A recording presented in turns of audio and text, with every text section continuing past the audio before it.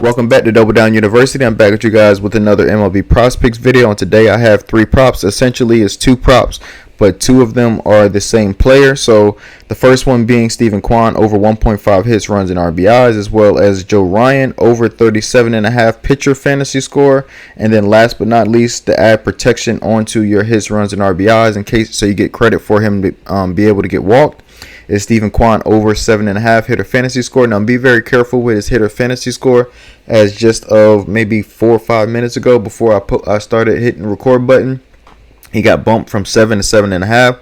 So that could go either way. It could go favorable and it can go unfavorable. If he gets to 6 or 7, he could hook on to 7.5 now, as opposed to just push on to 7. So just be very mindful of that. That's why I like his hits, runs, and RBIs just a slightly better. Even though it is a goblin and it's a lower payout, it's better be safe than sorry. Especially when it comes to hitters, because as we know, think they can go 0 for 4. So those days like that can happen, especially against good pitching. But we're going to dig into Steven Kwan's matchup. So he is at home against a righty, right? So Brandon Pfaadt is away versus a lefty, right? He gives up a 299 batting average, which is his season average which is 299. He gives up a 240 on base percentage. He gives up a weighted on base percentage of 342. So that spells bad. And then especially against Steven Kwan. Steven Kwan is the beneficiary, as he is a lefty and he is at home in this spot against a righty. So against righties on the season, he's batting 319. And then take it a step further, at home against righties, he's batting 306.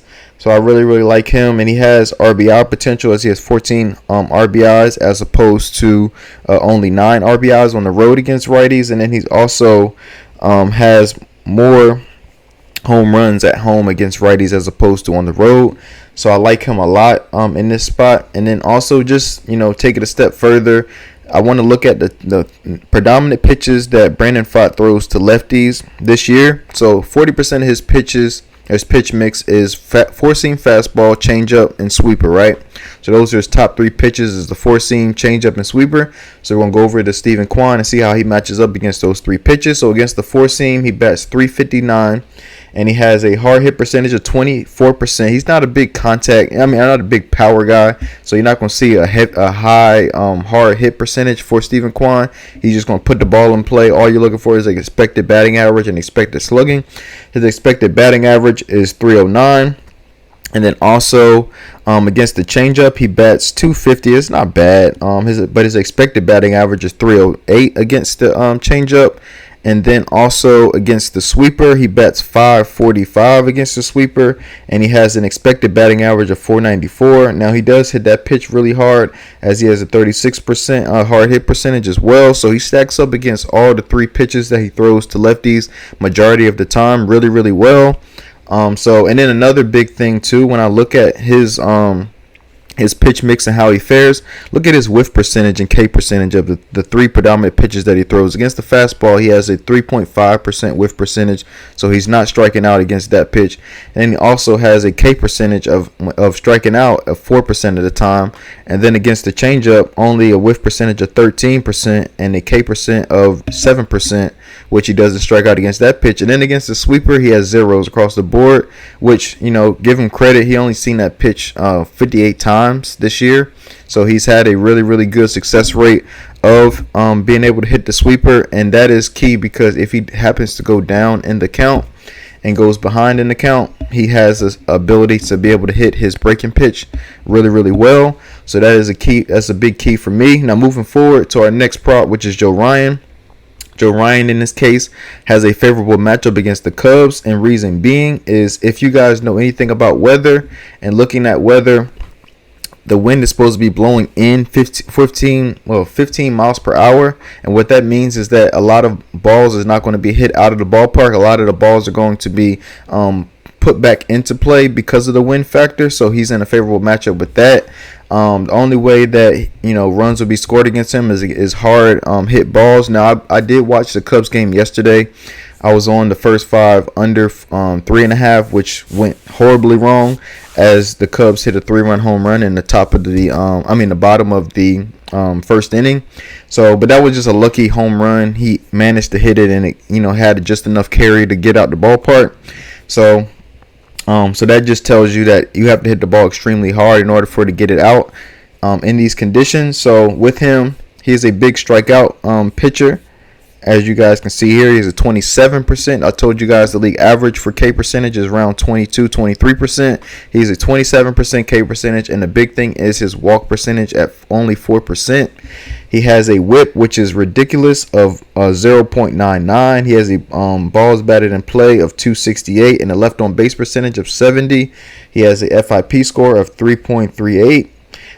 But the biggest thing when I look at him is he's a better pitcher on the road than at home, and that kind of shows with his splits. Now with his splits, he has a 202 batting average to lefties against. He has a 233 batting average to righties against. His on base percentage slightly increases against righties as opposed to lefties. But also, like I said, on the road, he gives up a 212 batting average to lefties and only a 229 batting average to righties. So he should be in a really, really good spot, especially for strikeouts. And then another thing to note, I like to look at lineups. I'm big on lineups. Now, the lineups haven't been announced just yet, but just in the projected lineup of what they ran out yesterday. So Ian Happ has a 26% K percentage. Bush has a 31% K percentage. Suzuki, who's been on fire lately, has a 27% K percentage. And then Dansby Swanson, 25. Crow, 23. And then Amaya is just at the baseline of 20. So they have 6 out of their 9 hitters have a 20% or higher K percentage. So those are potential strikeouts for Joe Ryan in this spot. Now I think he will struggle if they spread out these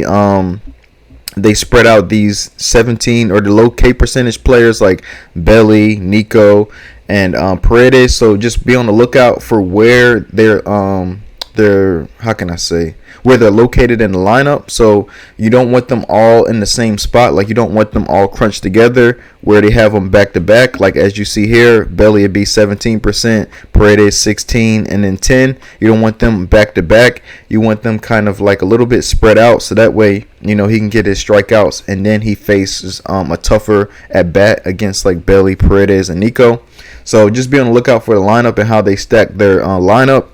But you do want a lot of the high K percentage guys in the top of the order, because that is when he pitches 2 to 3 times through the order.